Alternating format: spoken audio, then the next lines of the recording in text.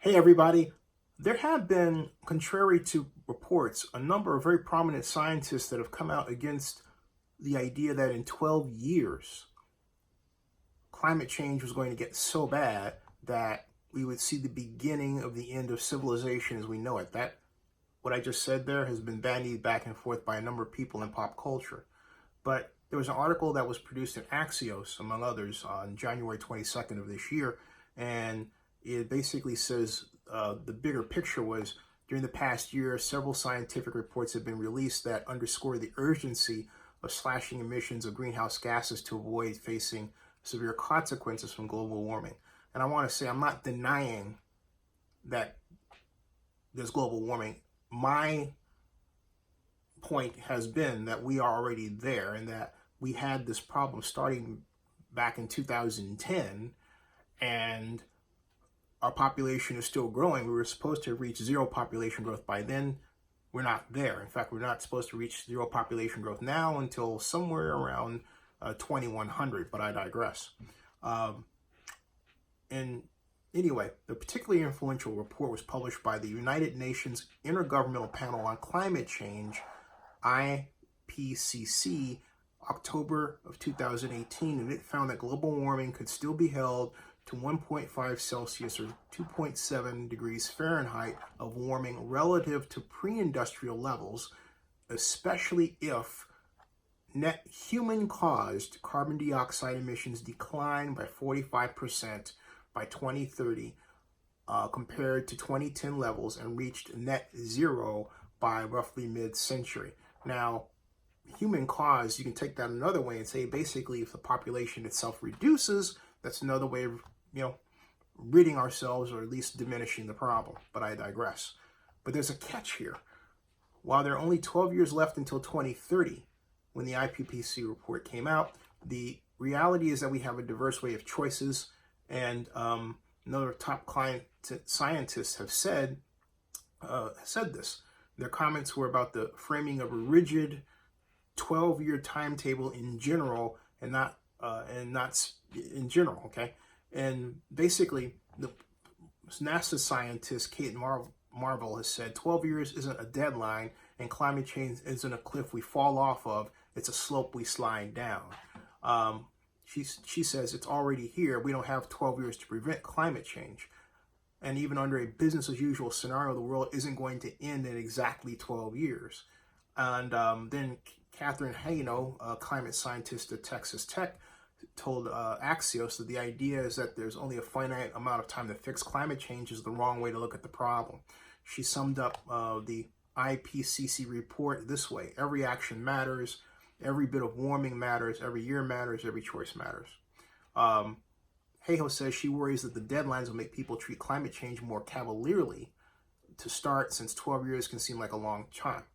And so Andrea Dutton, who's a paleoclimate researcher at the University of Florida, said the 12-year deadlines become attractive for media headlines in spite of a lack of support from the authors of the IPCC report itself. Quote, for some reason, the media latched on to the 12 years to 2030, presumably because they thought it helped get across the message of how quickly we are approaching this and hence how urgently we need action. Unfortunately, this has led to a complete mischaracterization of what the report read. Reality check.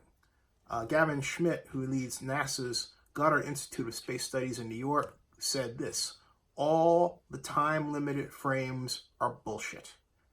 Nothing special happens when the carbon budget runs out or we pass whatever temperature target you care about. Instead, the costs of emissions steadily rise.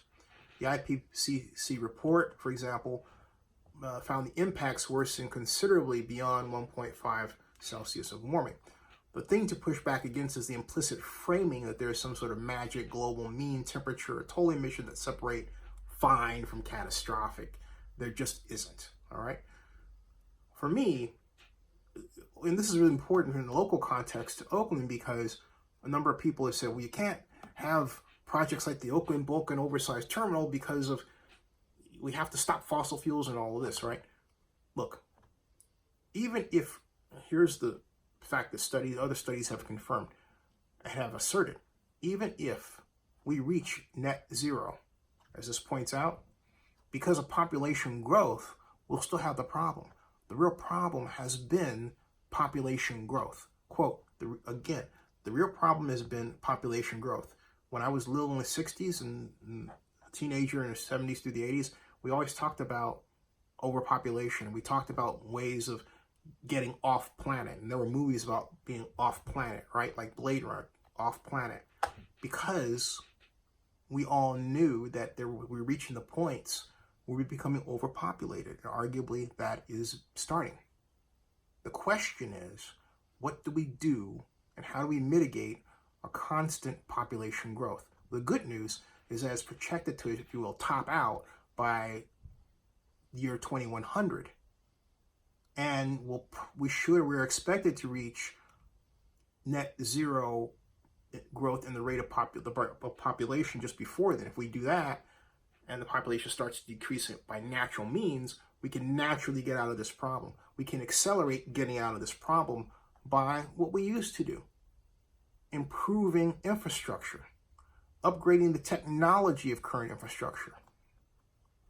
Such technologies, for example, cleaner coal, covered cars, all of these are doable within our reach. We don't need to push one set of workers out of work in favor of another and not retrain those workers or not have any means of allowing them to continue what they're doing, but in a better way so that they can make the monies that they're used to.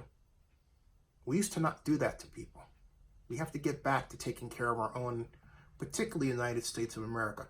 That's what this is all about, and that's what the Oakland Vulcan Oversized Terminal is all about, and that's what other heavy industry projects in the United States are trying to do. Subscribe to Zenny62 on YouTube.